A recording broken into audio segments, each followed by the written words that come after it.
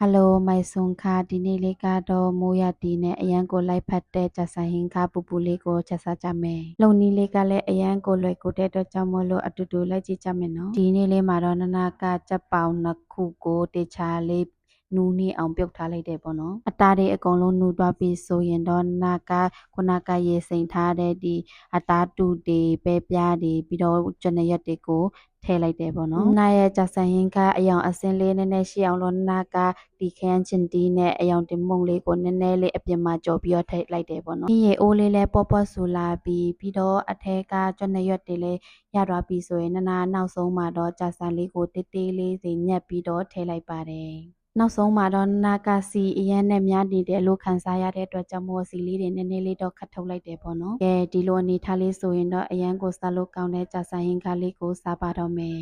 ဖြစ်ချင်တော့နာဂျာဆိုင်ဟင်းခါချက်တဲ့နေ့နဲ့မိုးအရန်ရွာတဲ့နေ့ကကွက်တီဖြစ်နေတယ်ဒါကြောင့်မို့လို့ငရုတ်တီဆက်ဆက်လေးရဲ့နန်နန်ပင်လေးကိုအပေါ်မှာလေးအုပ်လိုက်မယ်တံပြာဒီလေးကို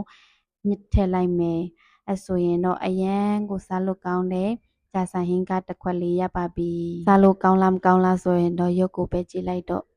ရန်နဲ့ပူပူဆက်ဆက်နဲ့ရှယ်ပါပဲနာရဲ့တငယ်ချင်းတွေထဲမှာလဲဂျာဆိုင်ဟင်းခါကြိုက်တယ်လို့ရှိလားရှိတယ်ဆိုရင်ဒီလိုမျိုးလေးလှုပ်ရှားကြည့်နော်ဘိုင်ဘိုင်